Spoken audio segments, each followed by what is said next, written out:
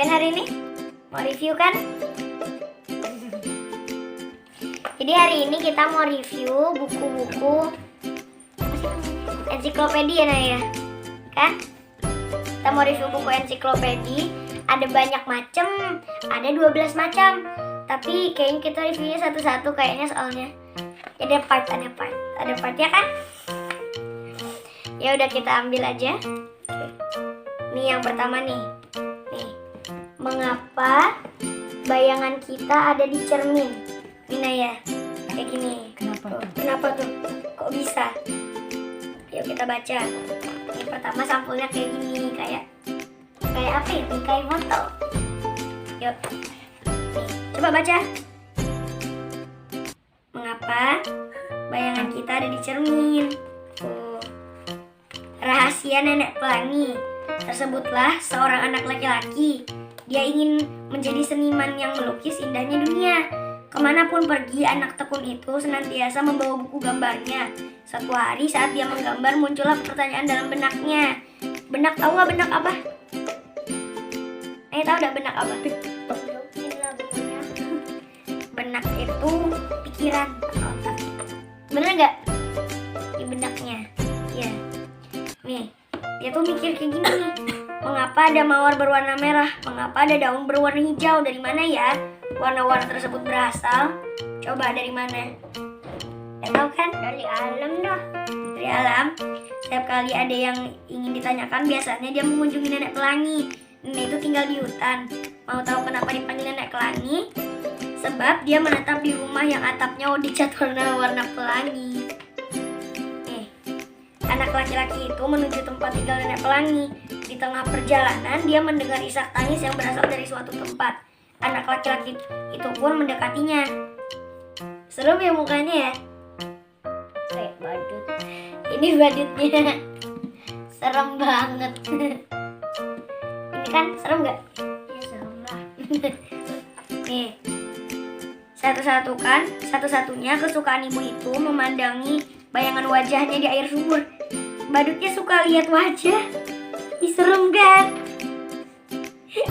Kayak hantu. Kita lanjut. Ini ada pangeran, kayaknya pangeran. Ya kan ya? Iya. Tapi kayaknya bukunya tebel banget ya. Walaupun itu dikit kelihatannya, tapi ini itu ada berapa halaman ya? Ada 35 halaman, lumayan tebel. Kayaknya nggak akan muat sih di satu video. Jadi, kenapa bayangan kita bisa di cermin?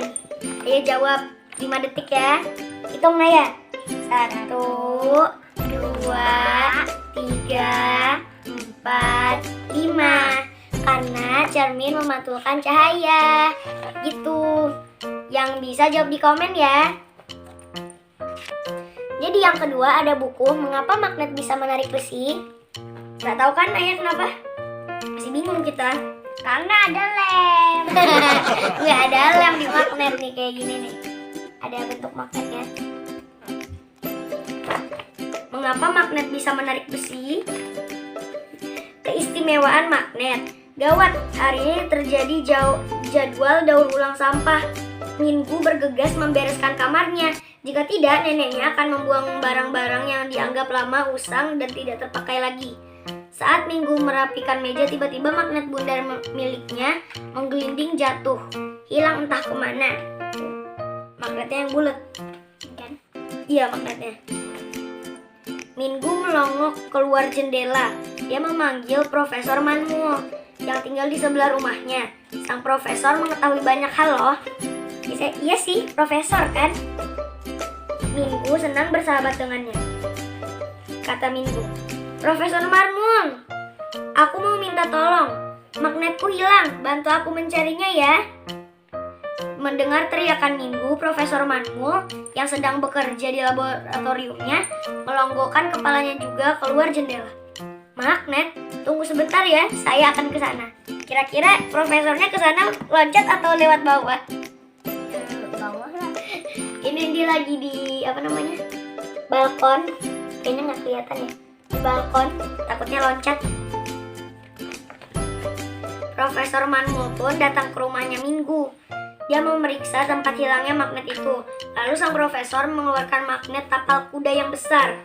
Ada yang tahu nggak magnet tapal kuda itu apa? Tahu nggak magnet tapal kuda? Enggak. Jadi itu magnetnya itu berbentuk U kan? Iya nggak? Berbentuknya tuh U kayak kakinya kuda, bener nggak? Iya. Jadi tuh bentuknya tuh bulat kayak gini, kayak tapal kuda. Oke, sini. Atau kalau nggak contoh di belakang magnet yang U kayak gitu, yang ini, itu magnet tapal kuda kan? Iya. Profesor Manmul mengikat magnet tapal kuda dengan seutas tali. Kemudian dia mengarahkannya ke bawah rak buku. Magnet itu bisa tarik-menarik satu sama lain. Kalau ada di bawah rak, magnetmu pasti tertarik dan menempel ke magnet ini. Karena magnetnya kayaknya lebih kuat ya, jadinya bisa ketarik. Tuh, Profesor Manmul menarik tali dan mengangkat magnet tapal kuda. Namun tidak ada magnet yang bundar di sana. Yang ada hanyalah kancing logam yang berdebu dan beberapa penjepit kertas. Penjepit kertas kan dia apa? Besi ya? Iya, dia kan besi. Jadi mengapa magnet menarik besi? Di dalam magnet dan besi terdapat partikel magnet yang sangat kecil. Partikel-partikel di dalam magnet tersusun secara rapi. Tapi partikel-partikel pada besi tersebar acak. Jika kita meletakkan magnet di dekat benda besi, partikel magnet benda itu pun seketika tersusun searah dan menciptakan gaya magnet. Kemudian benda itu menempel ke magnet. Tuh, jadi tahu kan kenapa bisa menempel ke magnet kan? Nih, gaya magnet adalah gaya yang dimiliki magnet untuk menarik benda-benda berbahan besi. Nih, benda apa yang tidak bisa menempel ke magnet? Tebak. Kaos kaki. Iya, betul. Kaos kaki, kain, plastik itu nggak bisa nempel ya. Cuman besi yang bisa nempel. Besi bisa. Kalau emas nggak bisa ya? Emas kayaknya nggak bisa deh. Coba tebak, kalau baju bisa nempel nggak? Nggak bisa lah. Kunci? Bisa. Nggak, kunci nggak bisa. Ada yang bisa, dia nggak bisa. Kalau gagang pintu? Nggak bisa. Gagang pintu bisa. Nempel banget kadang di situ. Apalagi ya? Peniti? Bisa. Bisa, betul. Kalau penjepit kertas? Bisa. Gunting? Bisa. Tuh, ini yang bisa menempel dan tidak bisa menempel di magnet. Keren kan? Ya udah, kita lanjut buku yang selanjutnya yuk daripada waktunya habis. Jadi ini bukunya udah diambil. Bagaimana jika gen diubah? Nih, tahu nggak gen itu apa? Lagi bentukan rambut. Nih, tahu nggak gen itu apa tapi? Gen? Nggak. Jadi gen itu kayak semacam apa ya? Kayak DNA-nya gitu kan? Apa sih? Gen itu sel-sel kecil dalam tubuh ya, gen itu ya. Jadi misalnya nih ada tomat, dia gennya gen tomat, tapi ada tomat yang dicampur wortel. Jadi gennya itu ada gen wortel di dalam tomat. Jadi jadinya buah wortel tomat. Wortel tomat jadi namanya apa? Tomat jadinya wortel tomat. Oke. Jadi buku hijau Yunho hilang. Tuh, buku hijau tuh. Biasanya Boras senang berbelanja bersama ibu, tapi hari ini sepertinya tidak.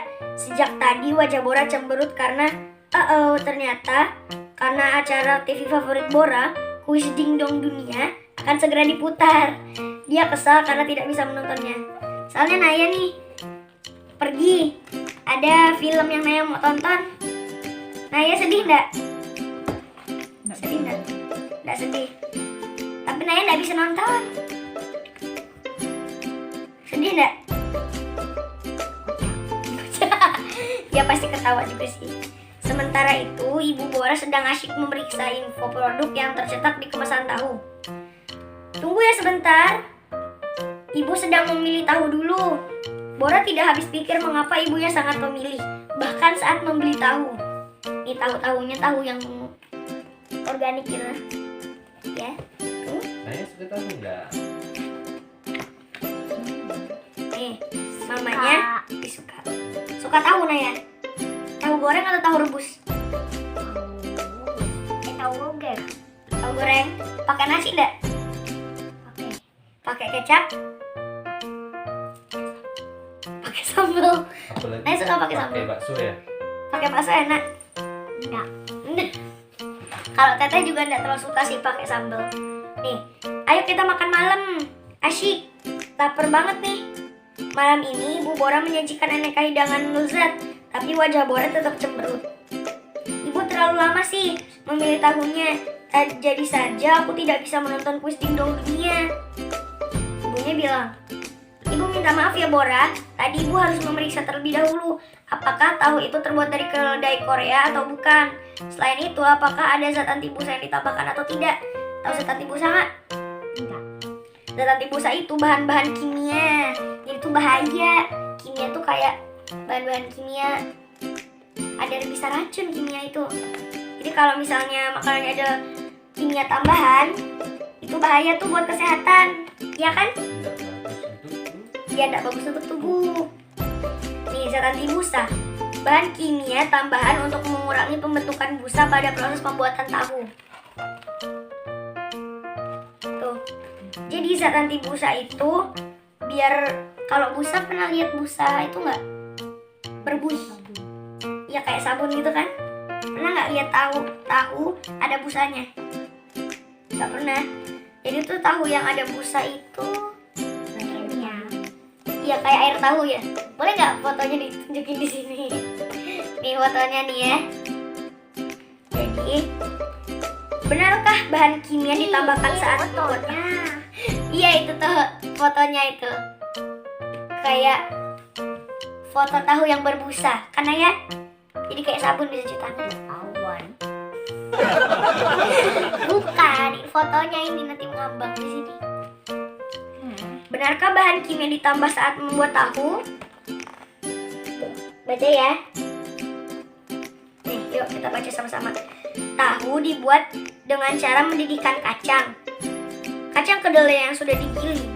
Meskipun tahu tradisional dibuat dengan larutan konsentrat garam, ada juga perusahaan tahu yang menambahkan bahan-bahan kimia seperti zat anti busa dan larutan pengental saat proses pembuatan tahu.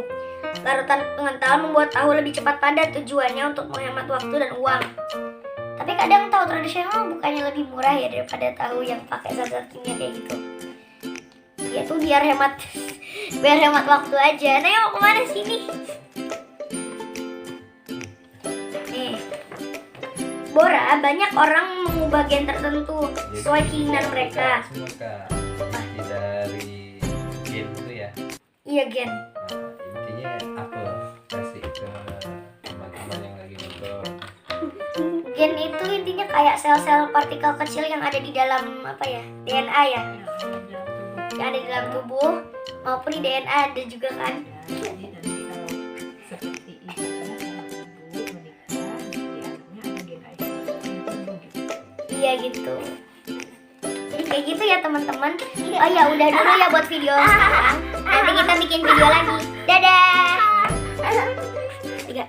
Udah dulu ya teman-teman, sampai jumpa di video lainnya.